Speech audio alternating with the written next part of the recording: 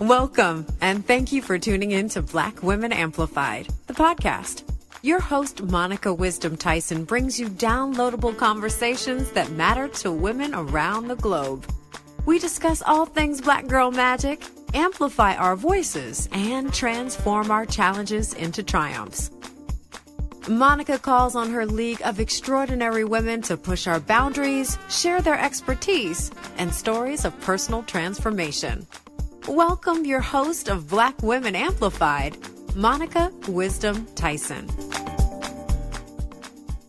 Hello, BlackWomenAmplified.com. It is your girl, Monica Wisdom, and I am so excited that you're here with me today. I have a very special guest in the building, and I can't wait to introduce her to you. But first, as always, I want to say thank you. We are reaching milestones. We are finally reaching across the world in all new ways, and I am excited to bring more people, more conversations, and more insights to you that will help us as Black women see ourselves in a whole new way. Because my mission is for the world to see us differently, but I also want us to see us differently, to see the love and the brilliance and the generosity that we are. Because we're not just magic, we are magnificent. Listen, don't forget to head over to our website, www.blackwomenamplified.com, so that you can get on our email list and hear about all the good things that are happening outside of this podcast. Here we share stories, but over at blackwomenamplified.com, I'm so excited I can't get my words together. But over at blackwomenamplified.com, we are expanding. For instance, I'll be teaching a masterclass. Depending on when you listen to this, I may have already taught it and you might have missed it, but if you were in the space of hearing about it, I'm teaching about how I built my brand, Black Women Amplified, but not just from insights of doing this piece, but also working for other global brands like Sebastian and Schwarzkopf, and consulting with companies like Carol's Daughter and Great Links and individuals and entertainers and all the things. So I'm giving my experience to you. Our first time of giving it is going to be my gift to you. After that, ching ching, because a girl got to eat. But anyway, head on over to blackwomenamplified.com, get on our mailing list, and you will get the information about it. Here today, first of all, y'all watching Queen Charlotte? You know I love a good movie and a good TV show. Queen Charlotte has been my elixir at the end of my day. I love it. Love it. And I want to remind all of you that you are the diamond of the season. If you're a Bridgerton fan, you know exactly what that means. Remind yourself every morning that you are the diamond of all seasons. So before I get too deep into Queen Charlotte, let's talk about our guest. Because this is a fantastic conversation with an actor who has been on the big screen, the small screen, theater, voiceover, all the things. She's a magnificent person, and she is I call it my cousin sister. She lives in Chicago, I live in St. Louis, and I call them cousin cities. Kansas City, St. Louis, and Chicago. We're all cousins. So I got to talk about my love of Chicago with her. But let me tell you more about her. Actor, producer, author, philanthropist are only a few words that describe the dynamic Akeelah Hubbard. Appearing in over 50 movies and television shows, Akeelah is making her mark in Hollywood. This Chicago native began her career in the Chicago theater scene. And with the encouragement of her dad, girl dad, Akeelah moved on to the big screen after graduating from Columbia College with her bachelor's in communications in only 3 years. Smart girl. Akeelah has starred in incredible movies, including Save the Last Dance, Sisterhood of the Traveling Pants, Akeelah and The Bee, and A Cinderella Story. She has also appeared in hit television shows including CSI Miami, ER, Everybody Hates Chris, and popular shows including Let's Stay Together and Lincoln Heights. This leading lady, philanthropist, and author is joining us today to take us behind the scenes and share her secrets of how she thrives in Hollywood. So ladies and gentlemen, let's please welcome the incredible and dynamic Akeelah Hubbard. Hello, Miss Akeelah Hubbard. How are you? Thank you for joining the Black Women Amplified podcast. Hello, I'm good. I'm happy to be on Black Women Amplified podcast. Thank you for having me on. I am so excited. You are a Midwest homegirl, so I know this conversation is going to be fun and funny. Yes. Chicago, shout out to all the Chicagoan listeners and to all the Midwest listeners and all the people that want to come visit Chicago, because we are a lovely state to come visit during the summer. Yeah, look, only the summer. Yeah, my rules, you know, I said that. Don't come during the winter. My rules, October is the cutoff date, and I start back up in May. Because that wind, oh my God. If you come, you have to have a strong mindset. You have to have willpower, because when that wind hits your bones and that frostbite kicks in, you're going to want to leave. But if you're strong enough to stay here and survive, you can conquer anything in the world. Anything in the world. Anything, if you can survive Chicago. And I know that you have had this dynamic, expansive career in film, television, movies, voiceovers, all the things. But what I want to hear about is your Chicago. So tell us about your Chicago, Akeelah. My Chicago, and thank you so much for, bringing up the experience. I think I wouldn't have been who I am today if it wasn't for my upbringing here in Chicago. It's just rooted in a working class family. So I learned how to be disciplinarian at a young age through my father, my mom, hard workers, Midwestern people, and not give up, which is the important thing. Because when things get hard, as they all do in everything that you do, you have to have that mindset. I'm not giving up. And so I think that's what Chicago is made of. And that's what, when you come here, you feel that energy, you feel that vibe. So growing up on the South Side, of Chicago, we all see it in the news. Mm-hmm. I grew up in some at-risk community. My mom and dad, they divorced at a young age, but I had both sides of the spectrum, because my mom lived on the South Side of Chicago and then my dad lived in the suburbs. So I was kind of privy to both worlds, the world that didn't have, the world that does have. So at first I was just like, oh, what is going on? I feel so divided. But now it was a blessing, because I can get along with anybody, because I know both backgrounds. And I think it's important for everybody to gel, no matter where you come from, just to gel and get along with each other, because just as a humanitarian and also as a philanthropist, I think it's important. And then I push unity.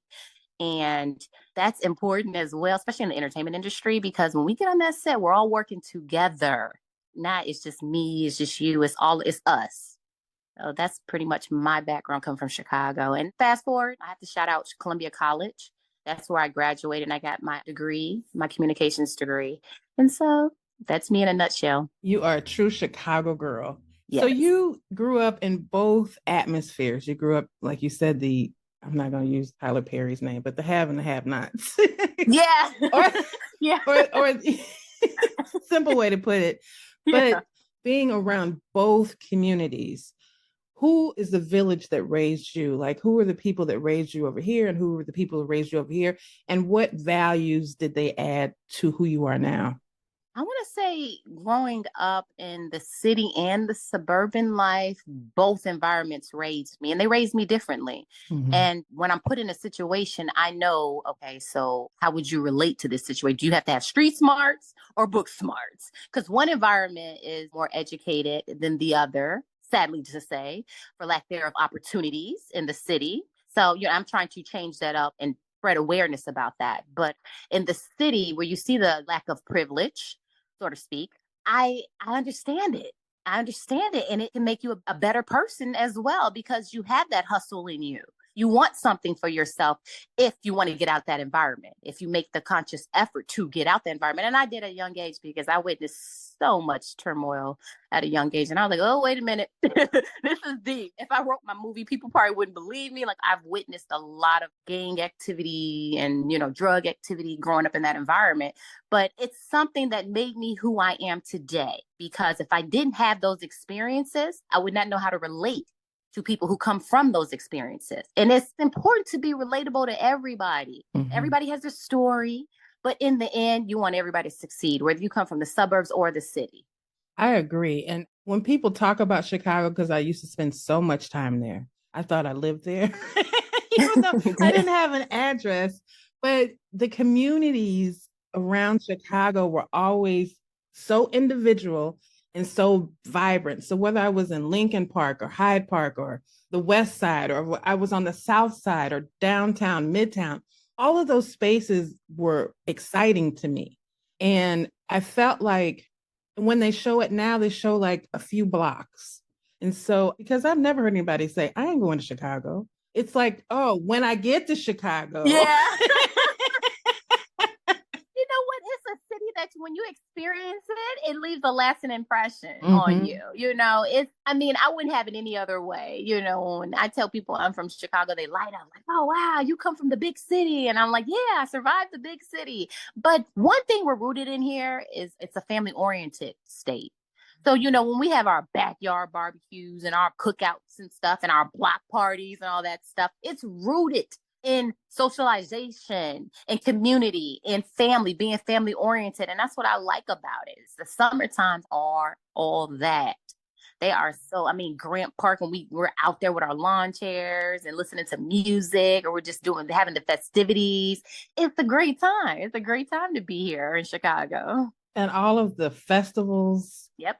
From Boys Town festivals all the way to the African Arts Festival. And what I loved is I could just get a bus pass and go from one end of town to the next. I could go to the theater. I remember we had a mayor here.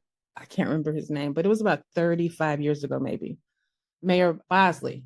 We didn't have a theater district. And he and his team went to Chicago and met with the theater district of Chicago. Those people and came back and designed it. And now we have a vibrant theater community and arts community. And it was because of that trip to Chicago. So I tell people all the time, Chicago is a blueprint for a lot of stuff that happens in these big cities. People, yes, it's literally Chicago is a blueprint, especially a lot for theater. People say Broadway and off Broadway. But if you look at a lot of the SNL stars and people who are out there, they train here. A lot of them train here at Groundlings, Improv Olympic, Looking Glass, Goodman Theater, Steppenwolf. And that's where I got my training from as well. After going through Columbia College's theater program, all those people came from those theater backgrounds. And so when I got to LA, they were like, where are you coming from? Where you came from? And I was like, oh, this is my background. I'm a Chicagoan and we believe in our arts and I come from a theater background. So they were like, oh, I think we can tell. So it's good to train here because it propels you for the arts and entertainment world. Yes, it does. And it gives you the raw truth. Oh, yeah. It gives you the honest, we're the authentic here. Like, wait a minute. And I know that. I've done plays where the chairman of the theater from, hold on, I need you to change this. I need you to do this. I need you to do that. I need you to do this. And I'm like, woo. But it makes you better. It really does. So yay, Columbia College and all those professors who come from all that training and that really believe in technique, which is important. People who work hard in their craft, and they help you, and then you could hopefully that helps somebody else when they see my work.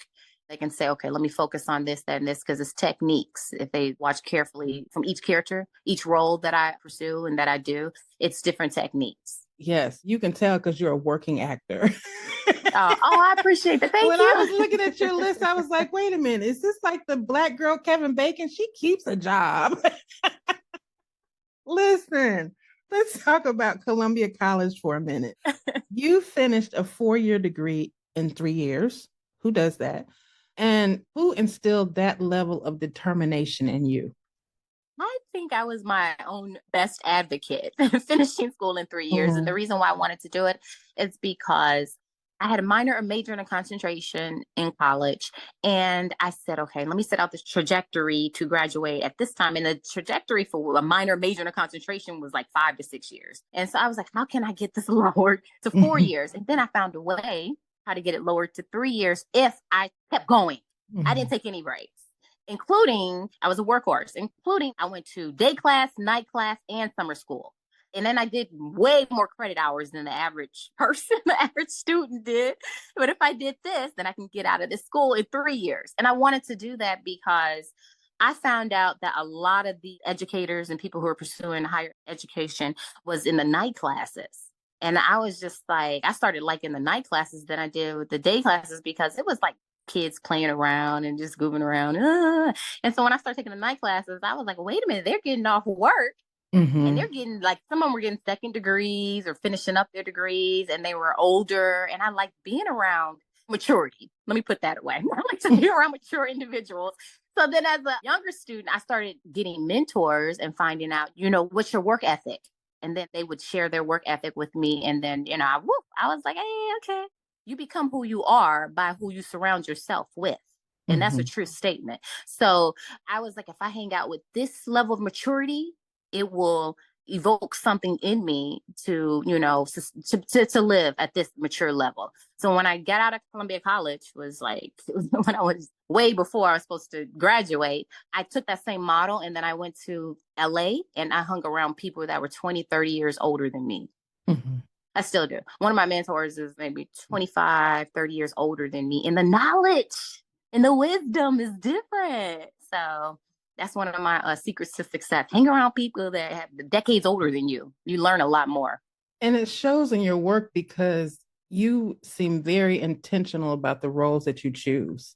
Yes. Meaning that you want to make sure that you are portrayed in a specific way and then a Black woman is portrayed in a specific way.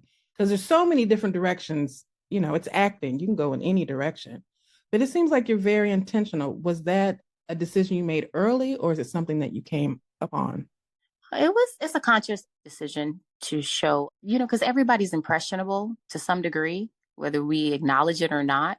So what we put out there in the airwaves is very important. There's people out there putting stuff out there that's toxic and it's seeping into people's spirits, and it's certain lifestyles are developed from it. So when I choose roles, it has to be some kind of meaningful role to me, because people are going to see this, and they're going to say, oh, I agree, or maybe I should do that, or I relate to that, or maybe I should. So you're leaving an impression on people. So it's important I don't want to say necessarily a role model off the different characters, but there have been people that have open dialogue like, wow, I never thought about a relationship like this, or maybe I should do this different. So it has to be a conscious effort in the roles that I choose. And it's so true, because when I think back over my life, like my mom passed when I was young. So my images of adult women that I saw outside of my family it was Debbie Allen and Felicia Rashad and the women that I modeled my life after, because I didn't have that blueprint. So it is important who we see. It made such an impact on even who I am now. I can take a person back to, when Debbie Allen did this. Yeah. Or I should say her character Lydia did this, because I watched Fame religiously. And even now, I was talking to my cousin who's a science teacher.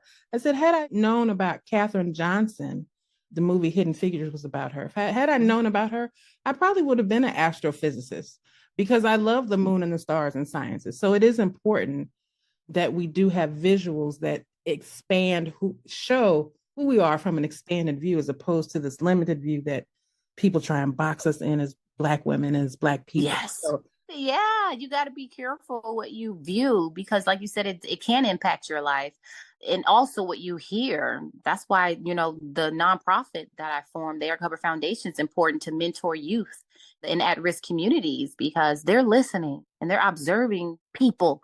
And so you want to say, okay, this is the path that can lead you to greatness. Especially if they're seeing stuff that's opposite. You want to introduce them to stuff that can change their life in a good way. Because it definitely unlocks something. Yep. And I always say the difference between our kids and other kids is simply exposure. Yes. Because the brilliance is there, the genius is there, the intelligence, the smart, the innovation, all of that is there. It's just exposure, because you don't know it until you see it. It's most definitely what you're privy to. Growing up on the South Side, going to the high school that I went to, they didn't have the programs that they have in the suburbs that I moved to. When I made that decision, I was like, whoa, badminton? That's what is that? I was like, well, this is fun. Right. It changed my whole view on life. It really did. And then what I did I didn't turn my back on my city folks. I went back and told them, hey, this is available and you could do this. And this is what I learned. And this, when I went back home weekend and this, I shared all the information and the knowledge and was like, wow, there's other things out there, you guys. We have to share the information. You were like, Dorothy, come with me. Let's go on down this yellow brick road. We are going to get there. That's amazing. And I know that being from the Midwest, philanthropy is a huge part of our lives, period. Whether it's in church or working with an organization or your universities or anything, we have a spirit of giving back. And before we get into talking about your foundation, I want to talk a little bit more about your acting career. Your career is an ebb and flow type of career. And I know that you get as many no's as you do yeses. How do you deal with those challenges and those disappointments that might come from a no? Well, dealing with disappointment is easy if you have a spiritual background that's solid. So, or you have a meditation background, so I have all of that. So when I'm reflecting on manifesting more opportunities and open doors. And so if I receive a no, I know something better is on the way, because my spirit is calm and my confidence is high. And I'm rooted in such I want to say I'm zen. I have a zened out. So I don't get too frustrated. I may get disappointed, but it doesn't linger because I know how to relinquish that thought. Like, they didn't want me. I'm like, oh, I'm wanted here. That must mean another opportunity is on its way. So when somebody talks to you negative, and this may come from all the books I read, I was taught and trained through reading books and stuff that you have to counter that negative thought. So, and you can say it out loud or you can think it, oh, they said no, but it must mean something great's going to happen. Or I know something better is going to happen. And it does. It does. So it keeps your spirit calm and it keeps your expectations high. And I think as an individual, we always have to keep our expectations high because, you don't want to be down and out when that yes comes. You want to keep your spirit just perfect and right. So when it comes, you're like, okay, I expected it. Okay, greatness, success. Because what you think, therefore I am, so your mantras, your affirmations, your prayers, all that stuff to keep you centered is important. Because, I've had friends in the industry that weren't conscious of their thoughts, their positive thoughts, and they thought only about the negative stuff and it drained them. And my thing is, I always tell people when they come with me with their problems, I say, okay, what's the solutions? And then also we have to be careful on how we treat ourselves and our nervous system. So if we keep saying negative stuff and this person, how's your body feeling? Don't you want your body to feel uplifted? So you kind of have to empower yourself. And that comes from self-awareness. Like, I'm not feeling this great. This happened. This person said this. Okay, let me ponder on something that's optimistic or positive so I can change how I feel about life. And that's important. Now, where did you learn your self-awareness from or how to get to that point of self-awareness? I am a bookworm. So that's how I learned about self-awareness. I am a nerd. Last year, I read 11 books. So I read a lot of self-help books. What are your favorites? I posted on Instagram. So 4 Agreements. I say start off with the 4 Agreements. Because then here's something to piggyback on what you said. You don't take anything personal. Mm-hmm. That's first and foremost. Do not take anything personal. So that right there. I don't know if it was his son's book or his brother's book, but The Way of the Shaman. That was a great book. Nice. Yes. They talk about their roots and their ancestors, the things that they have learned through their culture. And I was like, this is deep. I love this, but I love the 4 Agreements. What else? Yeah. So I read The Alchemist, Get Out of Your Own Way. I have You Owe You. I think that one right now. I want to say that one. God Is My CEO. Whew, I got a lot. So what's you talk about your spiritual life. What is in your spiritual toolkit? Because I know there has to be times when you're like, this ain't it. So when you open up that toolkit, what do we see? Oh, well, one other book too, How to Win Friends and Influence People. So anybody listening out there, get that one too. But in my spiritual toolkit, my secrets.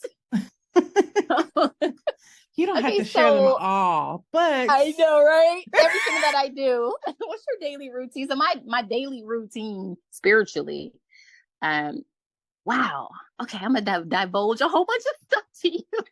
Some people are gonna get it, some people aren't gonna get it. Some people listen, have to research it. I tell people I am woo-ish, so I know what you're talking about. Okay, so I believe in healing music, listening to healing music, different hertz. I believe in sound baths and tuning forks so your vibration stays high. Everybody's gonna be like, "What?" That's what I'm telling you. I seriously say zen out. Let me just explain it a little bit. Because we are energy, and we hear people say that we are spiritual beings inside of our bodies, but we are energy, and that's just fact. Yep. You know, if you look in the science world, they talk about it. If you listen to Dr. Tyson, he talks about it, how we are energy. And we can have, if you do yoga, you know about the chakra system, which is energy. Yes. So you can have a high vibration or a low vibration. And you want your vibration high so that your life matches your vibration. So that's where she's coming from. Yes. I'm just love telling you. I'm just telling Yep, the you're telling me. Yep, that's exactly. Yep. Love you. Exactly. You have to be aware of your vibration level. So everybody's a frequency. So it's the frequencies that are going to be, you're like, whoa. But yeah, I work on my frequencies like that. So when I talk about the tuning fork and the different sound baths and the hertz music that I listen to, that's covering all of that. So yes, everybody is a vibration, and I work on being high vibration. Also, it's not just auditory, it's your words, what you speak, what you think, what you listen to, what you touch, what you taste. I work on all my senses too, and making sure they're uplifted and they're good. So all your four things can be good, you know, especially exercising, socialization. So endorphins and serotonin levels and oxytocin and all of that. I focus on all that stuff so I can just, well, I'll tell you what, it's working because your career has manifested some amazing opportunities. You have worked with Queen Latifah, Lawrence Fishburne, Matthew Cherry, and Angela Bassett. Yeah. So let me tell you this, whatever you're doing in the toolkit, it's working because your life is a reflection of what you're doing on the inside. And like I tell people, your life is just a projection of what you are on the inside. So working with those people, what are some of the great experiences or knowledge that you have taken away and added to your toolkit of acting? So working with the greats that you mentioned, I think most important what I've witnessed was I'm so honored to have worked with phenomenal people like that. And Chadwick Boseman, because I worked with him and his greatness. And Russell Hornsby. Listen. Yeah. That's a whole nother conversation. I think Chadwick is magical, like Prince, and I would think just sitting next to him, you would just feel better. I used to sit under him. My cat chair up next to him, and I said, it's something about him. So literally, he used to journal a lot, which is important too. He used to write out all this stuff. And so just the seriousness of it. They take everything serious, and I think it's so important. So they're always thinking mode. How can I improve? Which I think is important for people, you know, always thinking how to better yourself. So that's the optimal. But working next to him, well, you know, we in our 20s. We could play around. There were people playing around, partying, doing all kind of stuff, whatever. But he wasn't. He was just serious. And he always said, Erica, get ready, stay ready. You ready? You're ready. Stay ready. And I'm like, every day. So I was just like, wow. And so he was writing short films and was directing at the time, and I auditioned for him. And so I was just like, how can I improve? What can I do? And so, you know, I wanted notes from him because people like that, you want their secrets. Right.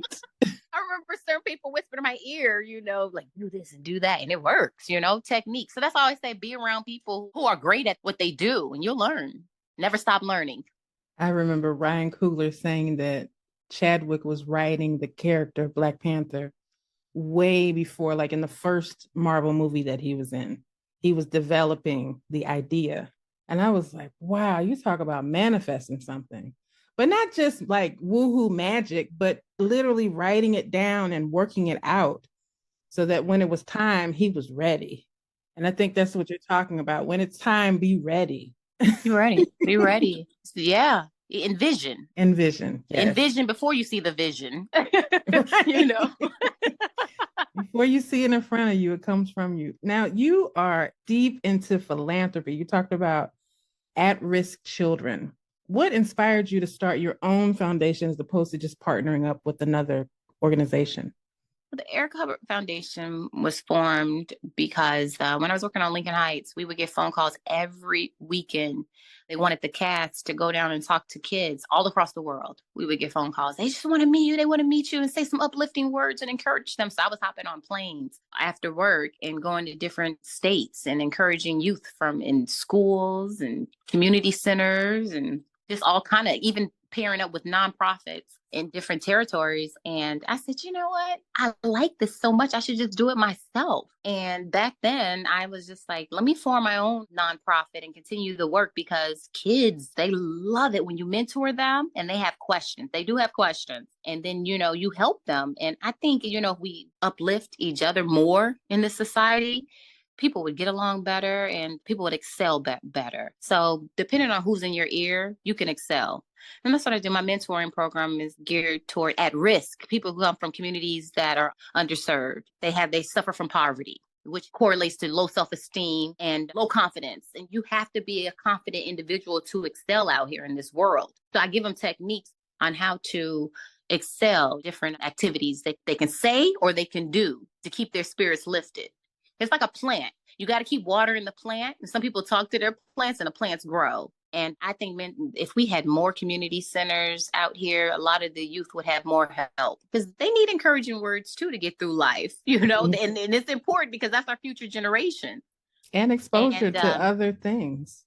Field trips. Yeah, field trips. Exactly. And money as well, because I go in and I give scholarships away too. Some of the kids don't have money to pursue an education. They need book money to go to college. And some of them are like, oh, I fell short with this, or they need just extra money to like gas money if they're taking a car to college or something like that. So I'm like, okay, let me start giving scholarships away. And it's important. Give back to your community. It's important. Volunteering, Who are some of the people that have given back to you? Oh, good question. Look at you.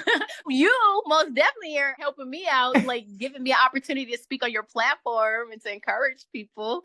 So, I mean, Black Women Amplified, I'm happy that you reached out and gave me the opportunity to talk about my life and to hopefully encourage the listeners. I just believe one of the most powerful tools anybody has is to hear somebody else's story because yes. We see highlight reels and we don't see the real because we've all gone through stuff. We've all gone through hardships and challenges one way or another. And it might look worse, but to that person, it's hard. And we all need, like you said, mentors helped you build up your toolkit so that you can handle what's coming, to deal with disappointment in a positive way. Yes. And it's like, okay, well, if this wasn't for me, then something else is for me because I believe in all things are possible.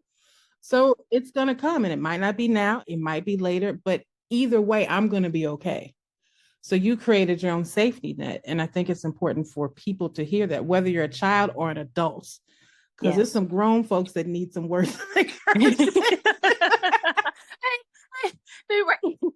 Then we get into emotional intelligence. Yes. That's a whole other topic. Wait a minute. How about just grow up? How about we start there? Listen. How about we start there? Yeah. Maturity would help a lot. That are mature. Huh? There's some old kids. Yes. There's kids that I've seen and I've witnessed more mature than adults. I'm like, whoa. It's cool to we all have fun, but let's grow up a little bit and really understand our place in this world, that we are here to help one another. So you have worked on some incredible projects, but a little bug has told me that you're at Yale. Oh, wow. Yeah. I'm nosy. Wow, look at you. I do my research. Okay. Hi, academic lady. Wow. Okay. Yeah, I take the science of wellness course. And why are you laughing? because nobody ever like. I'm shocked that you found that out, but I'm trying to make sure my well-being is performing at the highest level that it could possibly perform while I'm on this planet Earth, as long as I am. So they did should I tell her? Okay. They did a report at that university. And they're saying, okay, so everybody has a high IQ, they're knowledgeable, and they go out there and they work in their workforce and they make great money. But how do they get along with people? How do you feel about yourself? You know, how you feel about yourself and how you feel about others is important. So that class right there is like, if you take this class, you know, on focusing on your well-being and other people's well-being, then you'll have a higher success rate in the workforce. So, okay, there's a secret there. So, a course on that, and I found that out by just doing my research. My major at Columbia College was journalism and my minor was theater, so I just researched a lot and I found that out, like, oh, this is how they're thriving in the marketplace. You know, it's really interesting because you can listen to people talk about, oh, you just work hard. I'm like, no, y'all got some secrets. Yeah. And when you listen to those old books from like the early 1900s and the late 1800s, the knowledge that they're putting out there, like what this class is doing, you're like, okay, it is about mindset, but not how we think. Yes. There's a science to everything that you're saying. There's a science to it. There's a way to change your brain and a way to, yes, all the things. Yes. Well, that's amazing. Are you going to continue at Yale or are you just taking a class? I'm just getting this certification so I can just, you know, be great in what I do, you know. So I just had to find out, you know, what are the Ivy League people doing different than, you know, everybody else. So I was like, let me take this course. Well, that's amazing. And it's hard. Don't get me wrong. It's hard. I'm set in certain ways and you think, you know, I'm living right, but no. And they make you take all these tests and quizzes and read all these articles and YouTube videos and listen to podcasts. But I know how to deal with myself better and I know how to deal with others better. So it's great. That's a beautiful thing. Betterment. And it also will help you as you create your characters, give them a bit more depth and more layers because, you know, nobody wants to see a flat character, a one-dimensional person on the screen.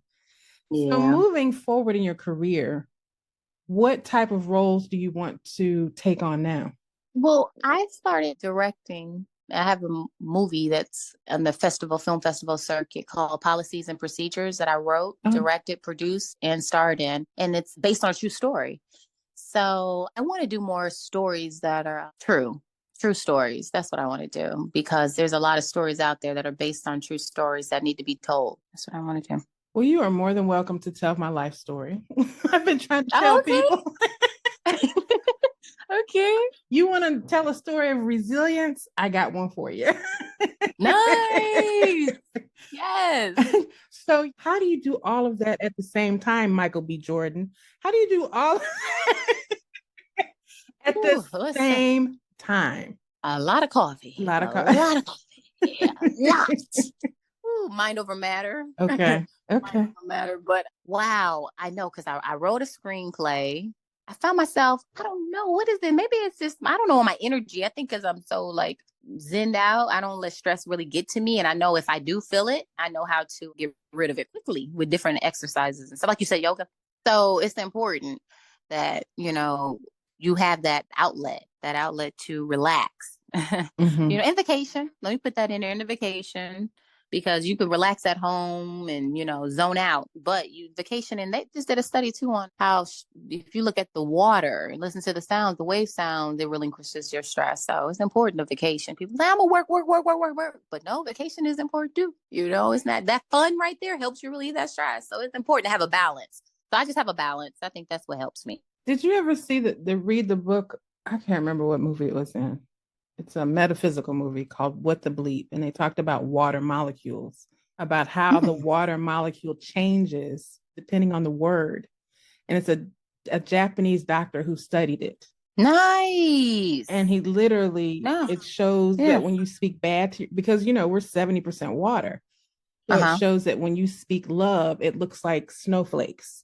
But if you speak negative things about yourself, the water literally looks like an atomic bomb hit it. And that's how Wow. serious the words that we use are. Mhm. So anyway, I send the link to your people. Yeah, and then also your pressure point. Yes. Touching certain pressure points helps relieve stress too. So, and then some people go into tap therapy. It's a lot of different techniques. Oh yes.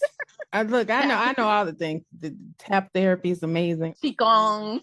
Yeah. All the indigenous work, just, this think is woo, woo, woo, woo. But it's really, especially with us being of African descent, we have to do methods and tools that are outside of traditional therapy. Because I tell people all the time, they didn't study us when they developed therapy.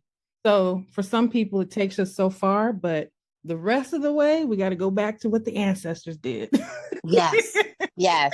Yes. You know what? And it's stuff that people don't know. And I tell them like certain things to take. And they're like, huh, where'd you find that out? Just research. Mhm. Like even with colds and sinuses and how to unstop your nose. I took a neti pot to someone. They're like, what is this? This is weird. I got to put this neti pot over my nose and boil this water. I'm like, it helps. This. And they did it for a few days. They're like, whoa, wow. Mhm.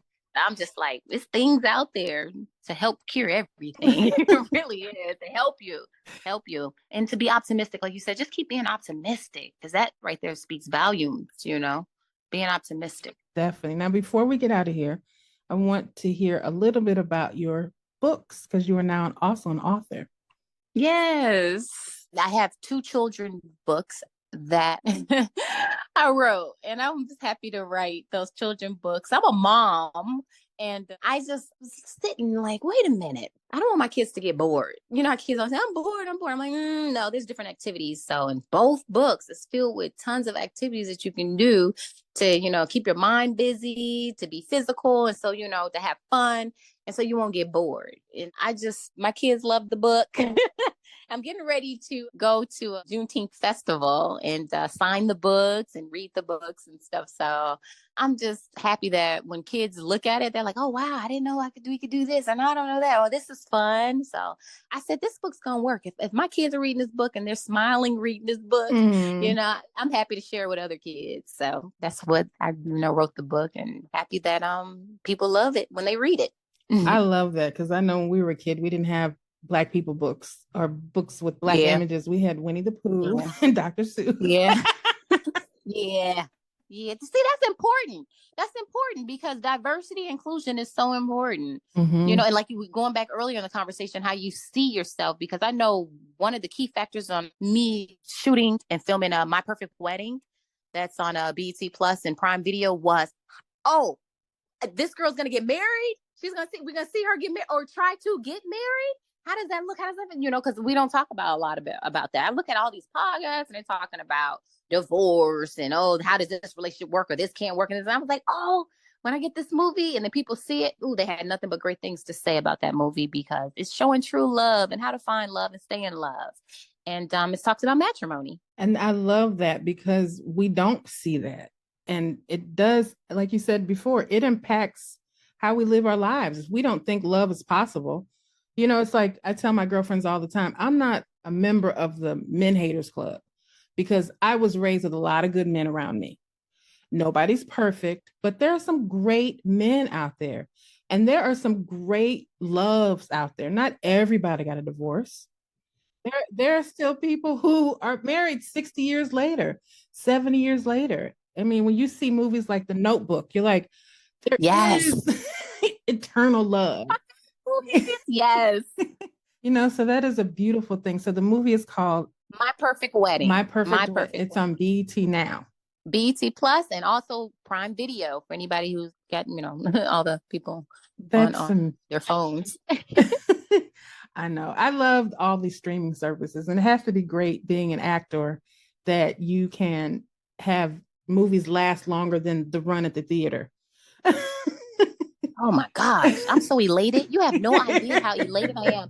Oh my gosh, the streaming services, yes, one of the best things that's ever happened to me. My residual checks, people looking at them on their laptops, their Kindles, their phones, I'm like, their iPads, like, and it lasts forever and ever and ever. Like, people are still talking about A Cinderella Story. And I shot that way back when in Lincoln Heights and Akeelah and The Bee. I'm like Sister Charlotte's hands. I love it. I love it. So, I mean, hopefully I'm inspiring people to never give up and keep going, continue success, and operate in love. That is beautiful. Thank you. So my final question that I ask everybody, what is your Black girl magic superpower? My Black girl magic superpower would be definitely what I just said, to operate in love. And I think that's one of the reasons why I do a lot of rom-coms, because I believe in love and I like displaying it in the entertainment industry. So operate in love, be of love, be of light, and be kind to each other. Because you know what? I read a study. Here I go with my research again. But if you smile more often, you live longer. So I'm trying to smile my way through life. And you don't get those ugly frown lines. Right. Smile more often. It makes you feel great. Makes people you feel great, and it makes other people feel great when they see it. Yep. Oh, thank you. That's the goal in mind. That's the goal. It's just to, smile. Let people see your pearly whites or, your yellows, whatever you have, whatever. Let them see them, because it's contagious. Good feelings are contagious. I don't know if everybody knows, but, it's contagious. Positivity passes along from the next person to the next person, and we can change. That's why I love the whole philosophy of pay it forward. Yes. Like, just give somebody a dose of positivity. You don't have to change the world. You can just give somebody a cup of coffee. Yes. It can change their whole day. So I love your outlook on life, and I really appreciate you being with us. This has been a wonderful conversation. I love to get inside of people's stories to know how they think. Thank you. I'm so happy to talk with you and to share my experience on life. And hopefully I've uplifted somebody through this conversation. And feel free, anybody, to follow me on social media and look at one of my pictures smiling, and I can look at your picture smiling. Keep smiling, everyone. So what are your social media digits? My social media is Akeelah Hubbard. It's on Instagram. On Facebook, it's just Erica Hubbard. On Twitter, it's just Erica Hubbard. So yeah, I'll see everybody out there in social media world smiling. Everybody, let's smile. Especially with this good weather. We about to hit summer. Oof. Oh, listen. And all I can think about Chicago is the Chosen Few picnic. Yes. The takeover, because I love house music. So the takeover of house music, you can go anywhere and hear it. I tell people house music is all over the world. Yes. And it started right in Chicago. Yes. Good vibrations. It too belongs to us. Yes. High vibrations, great vibrations. So Erica, thank you so much for this conversation. Thank you for your time. I really, really appreciate it. And you have an open door here every time you want to come back and talk about your new movie, your enlightenment, all the things. Thank you so much. Thank you. I appreciate it. Have an amazing day. All right, you too. Thanks again. You're welcome. Thank you for listening to Black Women Amplified. We hope you enjoyed the show. Be sure to subscribe and log on to blackwomenamplified.com for more information. Keep shining.